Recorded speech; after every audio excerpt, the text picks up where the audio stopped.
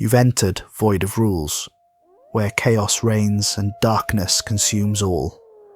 In this twisted realm where all laws have crumbled, only one rule remains, and those who break it are cast into eternal digital oblivion. The rule is simple. Subscribe. We're almost at 5,000 corrupted souls, but the void hungers for more.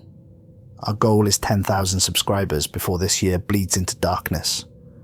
Will you join our legion, or face the consequences of defying the void? Now let's jump into today's story. The rain hammered against my apartment window with the persistence of a debt collector, each drop carrying the weight of 3 years' worth of regret. I sat in my kitchen chair staring at the crumpled eviction notice on the table, wondering how David Kane, once the most respected mortician in the city, had become this hollow shell of a man nursing his fourth whiskey before noon. The irony wasn't lost on me. I'd spent 15 years preparing the dead for their final rest, making them presentable for grieving families, giving them dignity in death. Now I couldn't even give myself dignity in life. My phone buzzed against the table, displaying another rejection from another potential employer. Word travels fast in small circles, and mine had branded me a thief. 3 bodies had gone missing from my funeral home over 6 months. Bodies that families had paid to have cremated, only to discover empty urns at the memorial services. I wasn't a thief. I was desperate, broken, and apparently losing my mind. The bottle was nearly empty when I finally gave up on the day. Rain still lashed the windows as I pulled on my coat and headed for the one place that had always brought me peace: Riverside Cemetery. The dead don't judge. They don't whisper behind your back or cross the street when they see you coming. They simply rest, and sometimes that's all a man needs: the company of those who've found their peace. The cemetery gates were supposed to be locked after sunset, but the chain had been cut weeks ago and never replaced. Budget cuts, the groundskeeper had told me. Even the dead weren't safe from municipal neglect. I walked the familiar paths between headstones, reading names I'd carved into memory during my years of service. Here lay Mrs. Patterson, who'd insisted on being buried with her cat. There rested young Timothy Walsh, taken too soon by leukemia. Each stone told a story, and I knew them all. The newer section held fewer memories but more recent pain. This is where they'd buried the accident victims from 3 years ago. 5 headstones in a neat row, their dates of death all the same. October 13th, the night that changed everything. That's where I found him. He stood beside the headstone of Harold Pym, dressed in an immaculate 3-piece suit that somehow remained pristine despite the downpour. His face was sharp, angular, with skin that seemed to drink in the moonlight rather than reflect it. When he turned to look at me, his eyes held depths that made my stomach lurch. "David Kane," he said, his voice cutting through the rain like silk through flesh. "Former mortician, current failure, soon to be homeless." I stopped walking, every instinct screaming at me to run. But desperation is a powerful anchor, and I'd been drowning for so long that even a devil looked like salvation. "Do I know you?" "Not yet." He stepped closer, and I noticed his footsteps made no sound on the wet gravel. "But I know you, David. I know about the missing bodies. I know about the drinking. I know about the accident." My blood turned to ice. "What accident?" His smile was sharp enough to cut glass. "The one you've been trying to forget for 3 years. The one that brought you to me." He reached into his jacket and withdrew a leather portfolio that seemed to absorb light rather than reflect it. When he opened it, the pages inside writhed like living things, covered in text that hurt to focus on directly. "I'm offering you employment, Mr. Kane. Immediate start. Cash up front. More money than you made in your best year at the funeral home." "Doing what?" "Collection work." His eyes glittered with malicious amusement. "I represent a very old organization with very specific needs. We require someone with your particular background in handling the deceased." The portfolio felt warm in my hands, too warm for something that had been out in the rain. Inside was a contract written in ink that seemed to move when I wasn't looking directly at it. The salary figure made my breath catch, more money than I'd seen in 3 years combined. "There are 5 rules," he continued, his voice taking on a formal tone. "Non-negotiable, unbreakable. Violation of any rule carries severe consequences." I stared at the contract, rain blurring my vision and making the words swim across the page. "What kind of collection work?" "Souls, Mr. Kane." His smile widened, revealing teeth that were too white, too sharp. "I collect souls for the devil himself, and I need an assistant who understands the delicate nature of death." I laughed, standing there in a graveyard at midnight, talking to a man in a suit about collecting souls for Satan. I actually laughed. The sound was hollow, broken, echoing off the headstones like a funeral dirge. "You're insane." "Am I?" He gestured to Harold Pym's headstone. Harold Pym, 67 years old, died of a massive heart attack on October 13th, 3 years ago, alone in his apartment for 4 days before the neighbours complained about the smell. No family, no friends, no one to mourn his passing, just another casualty of modern isolation. The laughter died in my throat. "How do you know that?" "Because his name is on tonight's collection list." He reached into his coat again and produced an ornate obsidian box, its surface carved with symbols that made my eyes water when I tried to focus on them. "Place this on his chest, the rest happens naturally." "His chest? He's been dead for 3 years. Death is not as permanent as you think, David. The body may decay, but the soul lingers, especially souls that died in trauma, in fear, in regret. They cling to this world like barnacles on a ship's hull, and it's my job to scrape them loose." The box felt like holding a piece of the night sky, cold, heavy, and somehow alive. When I lifted it to the moonlight, the surface seemed to ripple like black water. "The 5 rules," I said. "What are they?" His expression grew serious, the playful malice replaced by something colder. "Rule 1, never look into their eyes during collection. The moment of harvest is intense. Eye contact can create connections that are dangerous for both collector and collected. Rule 2, collections must be completed before dawn. Daylight weakens the barriers between worlds. A collection attempted after sunrise will fail, and failure has consequences. Rule 3, never collect from holy ground. Consecrated earth interferes with the process. Attempt it and you'll wish you'd never been born. Rule 4, the collector must never feel remorse. Guilt and regret poison the harvest, corrupting both the soul and the collector. Maintain professional detachment at all times. Rule 5, a collector who breaks rules forfeits his own soul. 3 strikes, Mr. Kane. 3 violations and you join the collected. Permanently. I should have walked away. Should have crumpled the contract and thrown it in his face. Should have run screaming from the cemetery and never looked back. But the eviction notice was still crumpled in my pocket, and my bank account had been overdrawn for 2 weeks. I signed the contract with a pen that felt like ice against my fingers. The moment the ink dried, the rain stopped as if someone had turned off a faucet. The clouds parted to reveal a full moon that cast everything in silver light, and the man in the suit was gone, leaving only the obsidian box and the scent of sulphur in the air. The groundskeeper's shed held everything I needed for the work ahead. Shovels, ropes, a wheelbarrow, and a pickaxe for breaking through hard-packed earth. Breaking into graves wasn't new territory for me. I'd done it before, during my desperate months, though never for reasons like this.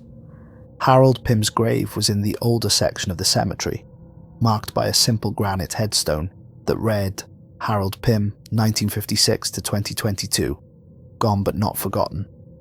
Someone was lying about the forgotten part.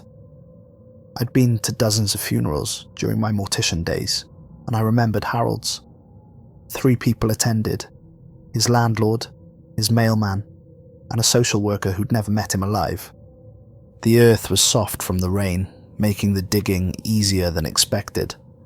6 feet down felt like 6 miles, each shovelful of dirt bringing me closer to a line I'd never thought I'd cross. When the blade finally struck wood, the sound echoed through the cemetery like a gunshot. Harold's coffin was cheap pine, already warping from moisture and the weight of the earth above. When I pried it open with the crowbar, the smell hit me immediately. Sweet decay mixed with formaldehyde and something else, something wrong, that made my stomach turn. But Harold looked peaceful. His grey hair was combed neatly, his hands folded over his chest in the classic funeral position. His skin had the waxy pallor of death, but his features were composed, serene. Whatever terrors he'd faced in his final moments had been smoothed away by time and the mortician's art. I placed the obsidian box where his hands met and stepped back, remembering Rule 1. Never look into their eyes during collection. The change was immediate and terrifying. The box began to glow with a light that wasn't light, a dark radiance that made the shadows dance and writhe around the grave. Harold's mouth opened, releasing not breath but something else, something visible. It flowed like smoke but moved, with purpose, drawn into the obsidian box with an eagerness that made my skin crawl. The whisper that emerged from his lips started as a sigh but grew into something more. Not quite a scream, but not quite words either. A sound of loss, of longing, of something being torn away from where it belonged. His eyes snapped open. I jerked backward, but it was too late. We made eye contact and suddenly the world exploded into sensation that wasn't mine. I was Harold Pym, alone in my studio apartment, clutching my chest as fire raced down my left arm. The pain was excruciating, but worse was the knowledge that I was dying alone. No one would find me for days. No one would care. But there was more. Images flooded my mind like water through a burst dam. Harold walking his dog on the night of October 13th, 3 years ago. The rain, the blinding headlights, the impact that sent him flying through the air like a broken doll. The moment of transition from life to death, when his soul was ripped from his body and left to wander. Then I was back in the graveyard, gasping for air that tasted like grave dirt and regret. The obsidian box sat cold and silent in the coffin, but I could hear something moving inside it. Scratching, whimpering, like a trapped animal trying to claw its way free. Harold's eyes had closed again, but his face had changed. Where there had been peace, now there was only emptiness. Not death. I'd seen plenty of death. This was something worse. This was absence. I'd broken the first rule within minutes of starting the job. My apartment felt different when I returned. The shadows seemed darker, the silence more oppressive. The obsidian box sat on my kitchen table, and I swear I could feel it watching me. Every few minutes a sound would emerge from inside. A whisper, a sob, a scratching that made my teeth ache. But the money was real. My phone buzzed with a notification from my bank. Deposit received, $30,000. Enough to pay rent for a year, buy groceries, maybe even get my life back on track. I stared at the number until my eyes burned, unable to believe it was real. Sleep came in fragments, haunted by dreams of Harold Pym. He stood at the foot of my bed, his eyes black holes in his skull, mouth moving without sound. When I woke, there were muddy footprints on my bedroom floor that hadn't been there before. The second assignment came the next evening. A text from an unknown number. Margaret Walsh, 62, St. Mary's Funeral Home. Time of death, 11:47 p.m. Complete by dawn. St. Mary's was across town, a family-owned business that had been serving the community for 3 generations. I'd worked with them occasionally during my mortician days, transferring bodies between facilities. The building was old but well maintained, all dark wood and stained glass that gave it the atmosphere of a church. Margaret Walsh lay in the preparation room, her body ready for the morning viewing. She was maybe 60, with silver hair spread across the metal table like spilled moonlight, and hands that spoke of a lifetime of work. Her face held the kind of peaceful expression that came from a life well lived and a death well prepared. I placed the second obsidian box on her chest and stepped back, keeping my gaze fixed firmly on the ceiling tiles. This time I wouldn't make the same mistake. The collection began smoothly, the dark light, the flowing essence, the whispered sound of a soul being separated from its earthly tether. But as the process neared completion, I heard something that made my blood freeze. Footsteps in the hallway. "Hello, someone in there?" The night security guard. I grabbed the box and ducked behind the embalming table, my heart hammering against my ribs. The footsteps grew closer, accompanied by the jingle of keys and the squeak of rubber soles on linoleum. "Margaret? That you, sweetheart?" The door opened. Flashlight beam swept across the room, landing on Margaret's body. The guard, an elderly man with a potbelly and kind eyes, behind wire-rimmed glasses, approached the table with the familiarity of long friendship. "Oh, Maggie," he whispered, his voice thick with emotion. "Gonna miss our talks." He stood there for 20 minutes, talking to Margaret about his grandchildren, about the weather, about how empty the funeral home would be without her warm smile. She'd worked here for 30 years, he told her still form. Started as a receptionist, worked her way up to office manager, never married, but loved everyone who walked through those doors like they were family. When he finally left, tears were streaming down his weathered cheeks. I waited another hour before emerging from my hiding place, but dawn was already breaking on the horizon. Pink light crept through the windows as I tried to escape through the back door, only to discover that the alarm system had been activated during the night shift change. Sirens wailed in the distance as I finally made it to my car. The obsidian box clutched against my chest like a guilty secret. The collection was complete, but barely. And something told me that barely wasn't good enough. This time, the box felt different. Heavier. Angrier. The whispers inside were louder, more insistent, and occasionally I could make out words. "Help me. Let me go. Why?" Margaret Walsh visited my dreams that night, standing beside Harold Pym at the foot of my bed. Unlike Harold's hollow eyes, hers were filled with confusion and betrayal. She didn't understand why her peaceful rest had been disturbed, why she'd been torn from whatever lay beyond death and trapped in a box on a stranger's table. When I woke, there were 2 sets of muddy footprints on my floor. The third assignment arrived with a sense of urgency that made my hands shake as I read the message. Rebecca Torres, 28, Oak Hill Cemetery. Buried yesterday. Time sensitive, complete before midnight. Oak Hill was one of the oldest cemeteries in the city, its headstones dating back to the 1800s, when the town was nothing more than a trading post. The newer section where Rebecca was buried felt like an intrusion among the weathered monuments to forgotten lives. Rebecca's grave was easy to find, the only one with fresh earth and flowers that hadn't yet begun to wilt. As I began to dig, I read her headstone by flashlight. Rebecca Torres, beloved daughter and devoted teacher. Her love lit up every room she entered. Rest in God's embrace. The words hit me like a physical blow. I was standing on consecrated ground. Rule 3, never collect from holy ground. Consecrated earth interferes with the process. The warning echoed in my memory as I stared at the small cross beside her name. But the clock on my phone showed 11:30 p.m. and my mysterious handler had made it clear that this collection was time sensitive. I placed the obsidian box on Rebecca's chest and stepped back, praying to a God I hadn't spoken to in years that this would work. The moment the collection began, I knew I'd made a terrible mistake.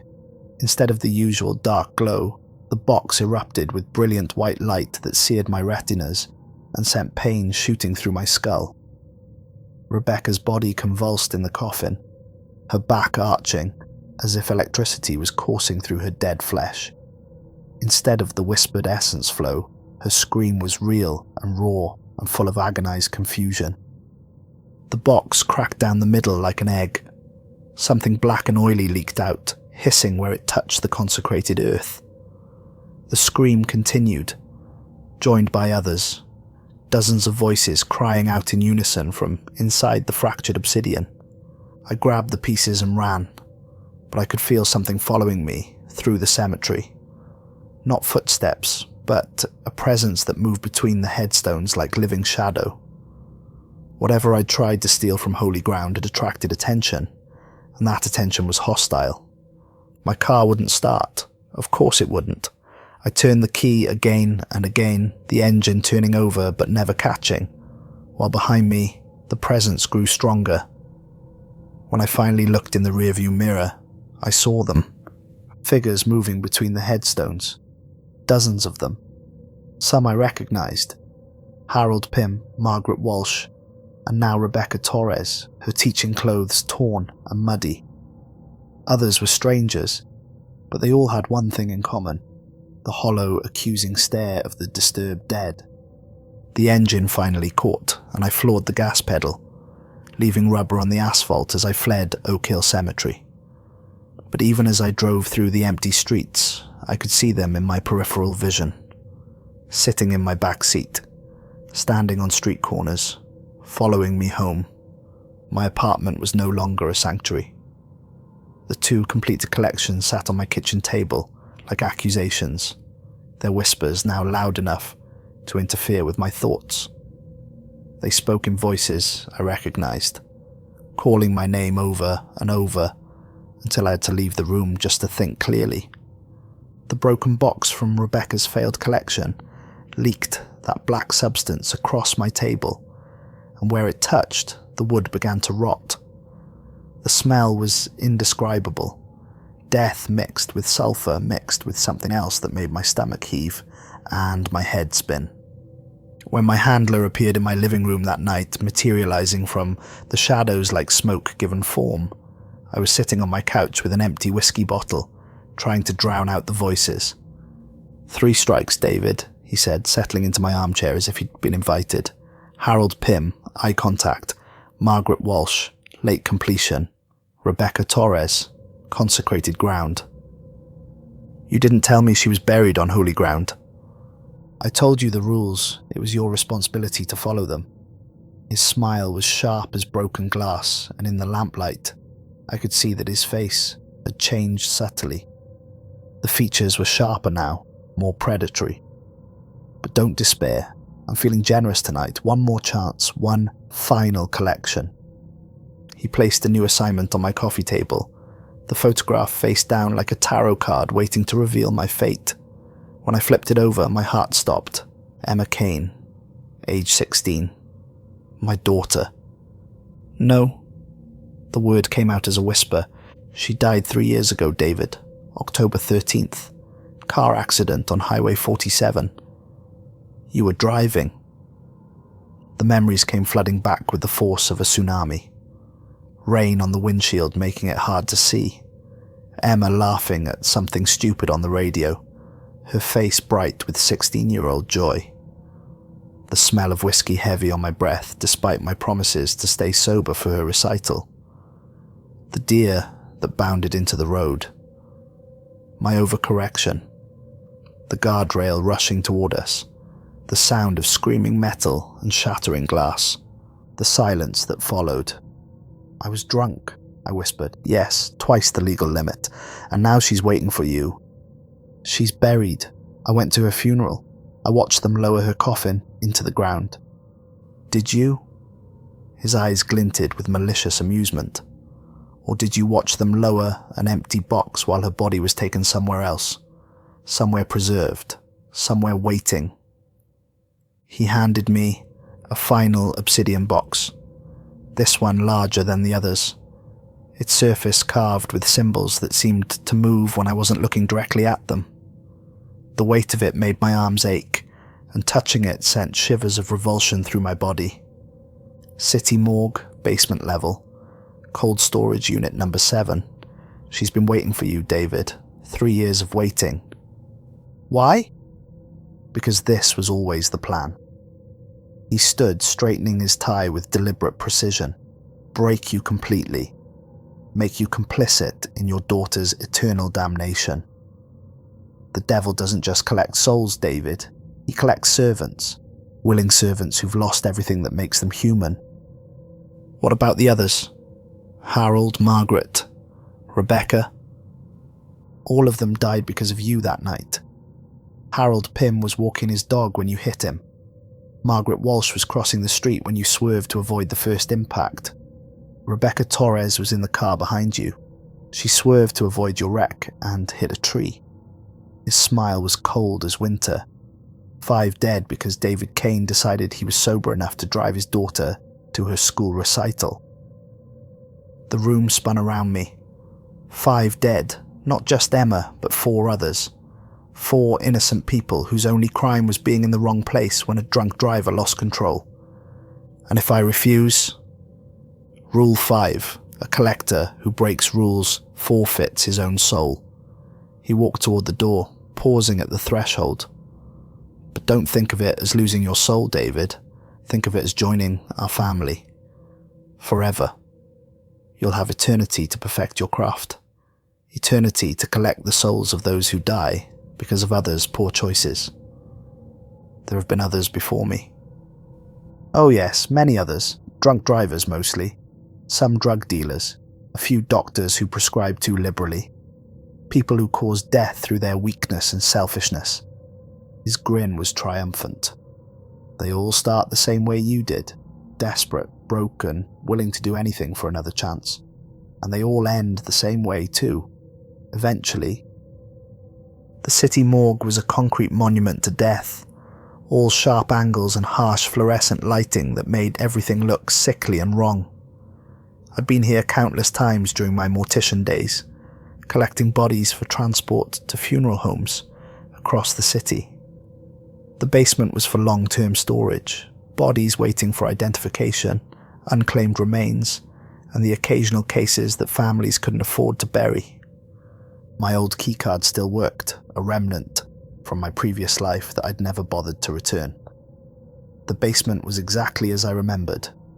Long hallways lined with identical metal doors, each hiding its own story of death and abandonment. Cold storage unit number 7 was at the end of the longest hallway, isolated from the others.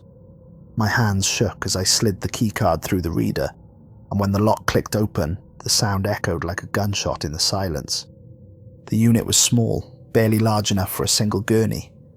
Emma lay there covered by a white sheet, looking exactly as she had 3 years ago. 16 years old, auburn hair spread across the metal table, the freckles across her nose that she'd inherited from her mother still visible despite the pale blue tint of death. She looked like she was sleeping. I placed the obsidian box on her chest with hands that trembled so violently I nearly dropped it twice. The weight of it seemed to increase as it settled against her still body, and the carved symbols on its surface began to glow with that familiar dark light. "I'm sorry, baby girl," I whispered, tears streaming down my face. "I'm so sorry for everything." The collection began, but immediately I knew something was different. Instead of the usual dark radiance, Emma began to glow with a soft, golden light that filled the small room with warmth. Her eyes opened slowly, and instead of the hollow emptiness I'd seen in the others, they were the same warm brown I remembered from her life. "Daddy!" The word hit me like a physical blow. I staggered backward, my shoulder hitting the wall. "Emma, I've been waiting for you." She sat up, the obsidian box sliding off her chest to hit the floor, with a crack that echoed through the morgue. "I've been waiting so long. You're dead. I killed you. I was drunk and I killed you, and 4 other innocent people." "I know." She swung her legs over the side of the gurney, her movements fluid and natural, despite 3 years of death. But that's not why you're here. What? Look around, Daddy. Really look. I looked, and the cold storage unit began to melt away like ice in sunlight. The metal walls became wood paneling. The harsh fluorescent lights became the warm glow of table lamps. I was standing in our old house, in the living room where Emma used to do her homework while I watched the news. Where are we? Where we've always been. Emma stood and walked to the front door, opening it to reveal not the suburban street where we'd lived, but an endless corridor lined with doors that stretched beyond sight. You died in that accident too, Daddy. We all did. That's impossible. I woke up in the hospital. I went to your funeral. I've been living in that apartment for 3 years. Have you? She turned back to me, and her expression was infinitely sad. Think about it. Really think. When was the last time you ate? When was the last time you slept without nightmares? When was the last time you felt warm? I tried to remember, but the memories slipped away like smoke. The apartment, the eviction notices, the job interviews. It all felt distant, unreal, like scenes from a movie I'd watched years ago. This is hell. This is guilt. Emma took my hand, and her touch felt real, warm, alive. Every soul you've collected, every person in those boxes, they're all connected to you. Harold Pym, Margaret Walsh, Rebecca Torres, Thomas Griffin, Anna Chen. 5 people who died because you chose to drive drunk that night. Anna Chen, Thomas Griffin. The other 2 victims. Thomas was the mechanic working late who tried to help at the scene. Anna was the paramedic who died in the ambulance on the way to the hospital. Emma's voice was gentle but implacable. 5 deaths, Daddy. 5 souls destroyed because you couldn't call a cab.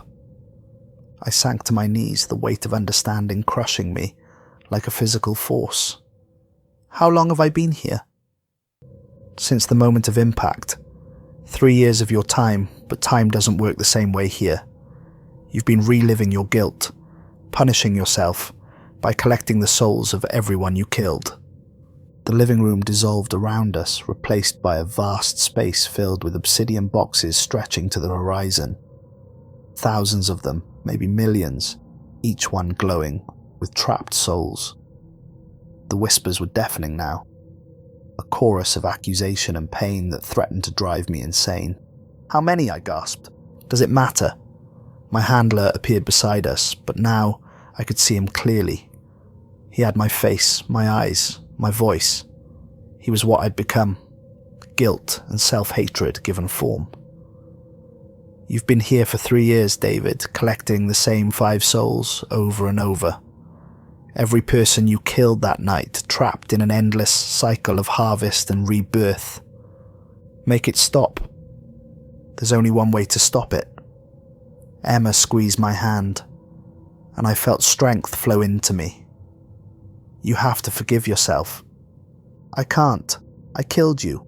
I killed all of them. I destroyed 5 families because I was too proud to admit I was drunk. And you'll spend eternity punishing yourself for it unless you choose to let go. She gestured to the obsidian boxes. Every soul you've collected is a piece of your own guilt, your own self-hatred. Free them and you free yourself. She lies, my dark reflection snarled, his features twisting with rage. Free them and you condemn yourself to true oblivion. At least here, in your punishment, you still exist, still matter, still have purpose. Maybe oblivion is what I deserve. Maybe, Emma said softly. But maybe punishment isn't the same as justice. Maybe justice is living with what you've done and trying to make amends. I walked to the nearest obsidian box and picked it up. Harold Pym's face was reflected in its surface, his expression one of infinite sadness. Inside, I could see his soul writhing in eternal torment, trapped by my inability to accept responsibility for my actions. "He had a dog," I whispered. "A little terrier named Buster. Who's taking care of Buster?" "His neighbour took him in," Emma said. "Mrs. Chen from down the hall. She sends pictures to Harold's sister in Portland every month." I raised the box above my head and hurled it against the ground with all my strength. It shattered like black glass, releasing a column of golden light that shot toward the sky. Harold Pym's soul rose within it, no longer the tormented thing I'd collected, but whole, peaceful, free. He looked at me once, nodded with something that might have been forgiveness, and dissolved into pure light. My handler screamed, his form beginning to waver and lose cohesion. "Stop! You don't understand what you're doing." But I did understand. I smashed another box, releasing Margaret Walsh. Her soul rose with the same golden radiance, and as it passed, I heard her voice whisper, "The children at the daycare still sing the songs you taught them." Rebecca Torres came next, her teacher's soul brightening the hellscape around us. My students finished the mural we were working on. They dedicated it to me. Thomas Griffin's mechanical stained hands reached toward heaven as his soul ascended. My wife kept the garage open. She says I would have wanted her to help people fix their cars. Finally, Anna Chen's soul rose like a star being born. My partner still carries the medical kit I gave him. He's saved 12 lives with it since I've been gone. With each release, I felt a weight lift from my shoulders. The whispers of accusation faded, replaced by something I hadn't heard in 3 years. Silence. Not the oppressive silence of guilt, but the peaceful silence of acceptance. When the last box was broken, the vast hellscape began to crumble. My dark reflection, my guilt made manifest, dissolved into shadow and was gone. Only Emma and I remained, standing in the ruins of my self-made purgatory. "What happens now?" I asked. "Now you wake up. Will I see you again?" She smiled, the same radiant expression that had lit up my world for 16 precious years. "When it's time, but not for a long while, I hope. You have work to do first." "What kind of work?" "The kind that matters. The kind that honors the people who died because of your choices." She began to fade, becoming translucent in the growing light. "Live for them, Daddy. Live the life they can't." I opened my eyes in a hospital bed, machines beeping steadily around me, sunlight streaming through windows that overlooked a parking lot full of cars driven by people who were still alive. A nurse noticed I was awake and pressed the call button, summoning a parade of doctors who seemed amazed that I'd regained awareness. They told me about the accident, about the 3 days I'd been in a coma, about how lucky I was to be alive. They didn't tell me about Emma or the others. I had to ask, and when they confirmed what I already knew, the grief was fresh and raw and clean. 5 dead. Harold Pym, 67, retired mail carrier. Margaret Walsh, 62, beloved office manager. Rebecca Torres, 28, elementary school teacher. Thomas Griffin, 45, auto mechanic and father of 3.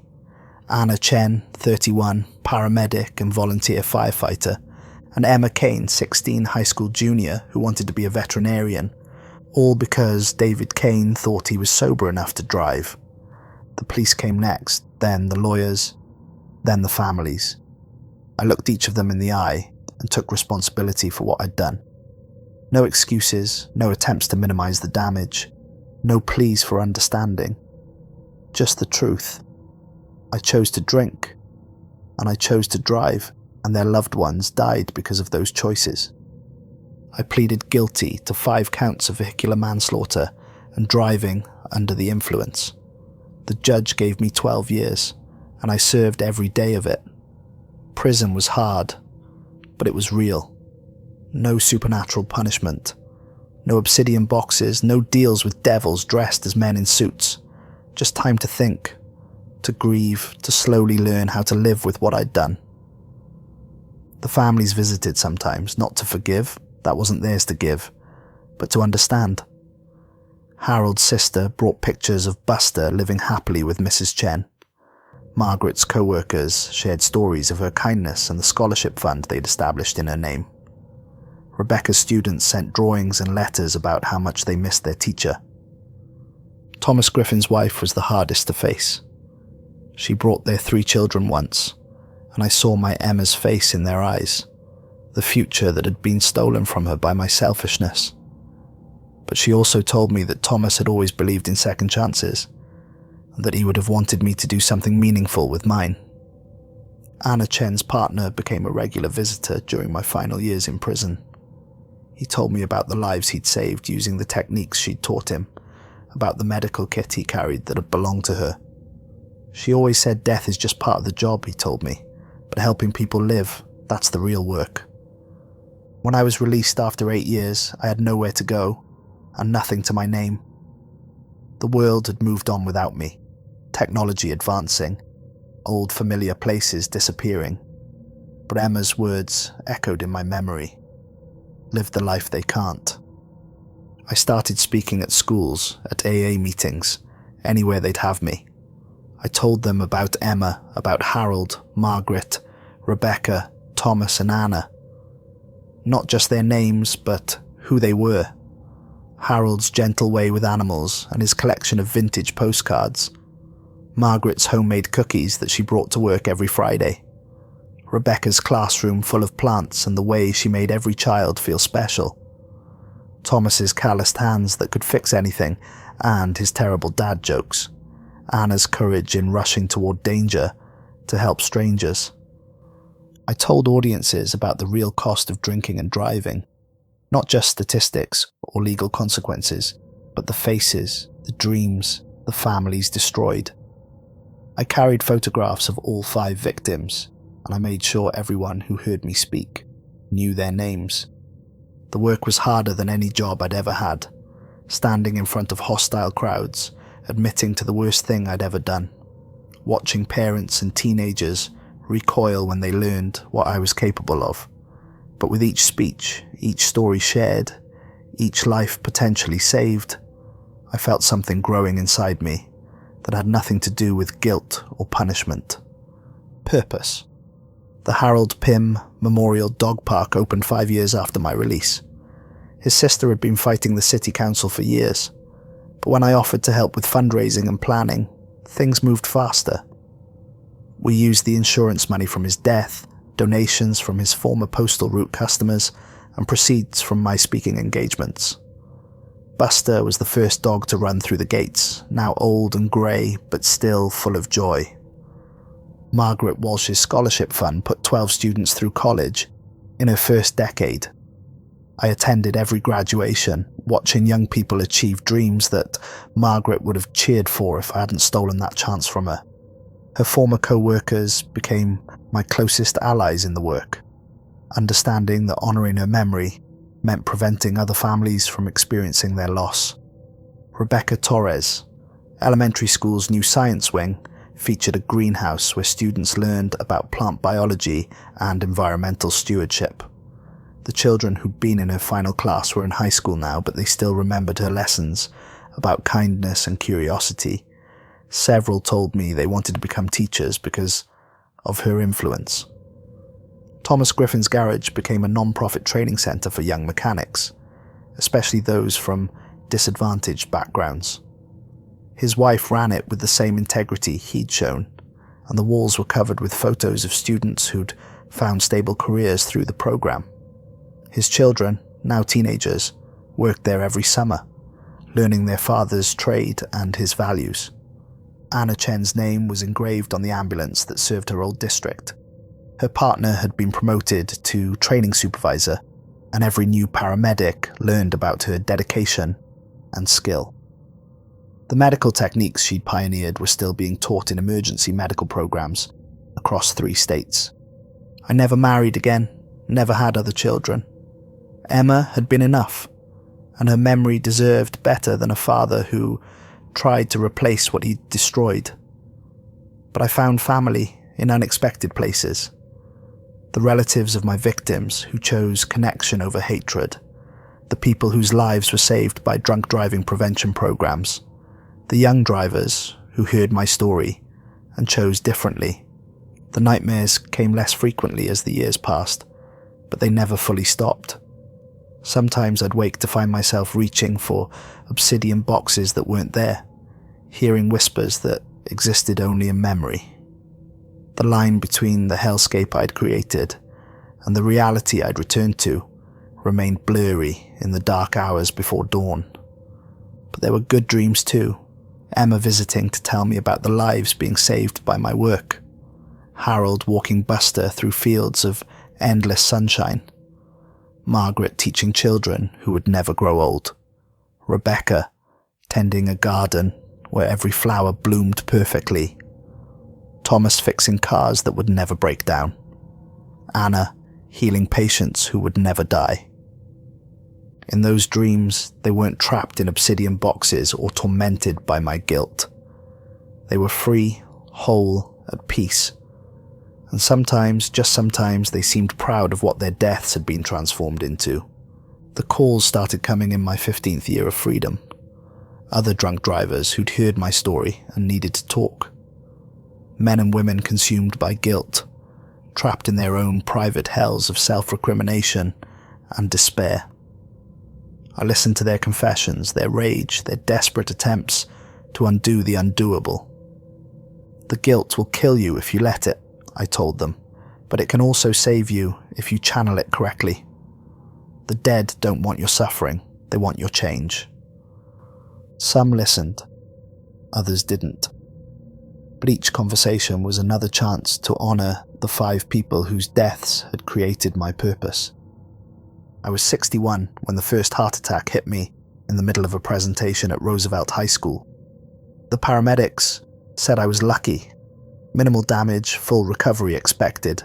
But as I lay in the hospital bed, I felt something I hadn't experienced in years. Peace. Not the peace of forgiveness that had never been mine to claim, but the peace of work completed, of promises kept, of a life lived in service to those who could no longer live themselves. Emma visited me that night, not in dreams but in the space between sleeping and waking, where the impossible becomes possible. She looked exactly as she had at 16, but her eyes held the wisdom of someone who'd seen beyond the veil. "You did good, Daddy," she said, sitting on the edge of my hospital bed. "They're all proud of you." Did I do enough? Enough for what? You can't bring us back. You can't undo what happened. But you turned our deaths into something meaningful, and that's more than most people manage with their entire lives. I still miss you every day. I know, but missing me means you loved me, and love doesn't die just because people do. She reached out and touched my hand, and for a moment she felt solid, real, warm. "The others want you to know something." "What?" "Harold says Buster lived a good life and passed peacefully in his sleep. Margaret says her scholarship students are changing the world. Rebecca says her classroom techniques are still being used to help children learn. Thomas says the garage has trained over 300 mechanics. Anna says the protocols she developed have saved more than 5,000 lives." Tears streamed down my face. "And you?" "I say that having you as my father was worth every minute, even the last ones. I say that your love for me has echoed through every life you've saved, every family you've kept whole, every person who chose differently because they heard your story." She began to fade as dawn light crept through the hospital window. "I say that when it's your time, we'll all be waiting. Not to judge, not to punish, but to welcome you home." I was released from the hospital 3 days later with a clean bill of health and a prescription for cardiac medication. The doctor said I had years left if I took care of myself. I filled the prescription and threw the bottle away. Some debts can only be paid in full. The second heart attack came 2 years later during a speech at a DUI victim impact panel. I felt the familiar crushing pain in my chest, saw the concerned faces of the audience, heard someone calling for an ambulance. But instead of fear, I felt something I'd been waiting 20 years to experience. Relief. I died on the ambulance ride to the hospital, the same journey that Anna Chen had taken 19 years earlier. As my consciousness faded, I heard her voice one last time. "Welcome to the real collection, David. This one's for the living." When I opened my eyes, I was standing in a place that wasn't quite a place, surrounded by light that wasn't quite light. 5 figures approached through the radiance, and I recognized each of them immediately. Harold Pym looked younger, stronger, with Buster running circles around his feet. Margaret Walsh carried a plate of cookies that smelled like cinnamon and love. Rebecca Torres had dirt under her fingernails from some celestial garden. Thomas Griffin's hands were clean, but still bore the honourable calluses of honest work. Anna Chen wore her paramedic uniform, but her smile was brighter than the sun. And Emma, my beautiful, brilliant, 16-year-old daughter, exactly as she'd been on the last day of her life, but somehow more herself than ever. "Hello, Daddy," she said. "Ready to come home?" I looked back once at the world I was leaving behind. Somewhere down there, families were intact because of choices made after hearing my story. Young people were alive because they'd learned from my mistakes. The dead were honoured and remembered not just as victims, but as whole human beings who'd mattered. It wasn't redemption. That had never been possible, but it was enough. I took Emma's hand, and together we walked into the light, followed by the 5 souls I'd spent 19 years learning to honour properly. Behind us, I could hear the whispers starting again, but this time they weren't accusations. They were thank yous. The obsidian boxes were gone forever, shattered beyond repair. In their place was something infinitely more precious. The knowledge that even the worst mistakes can be transformed into purpose, and that love, real love, is stronger than death, guilt, or the darkest corners of hell. But sometimes, in the quiet moments between heartbeats in the world I'd left behind, people still heard whispers. Not the voices of the tormented dead, but the gentle reminders of lives cut short and dreams left unfulfilled. And occasionally, just occasionally, those whispers saved a life by inspiring someone to make a different choice. That's the real collection. Not souls trapped in darkness, but moments of grace that echo through eternity, preventing other families from joining the ranks of those who grieve unnecessarily. And in that work, the dead truly do find their rest, and the living find their purpose. The devil may have his rules, but love has always written the exceptions.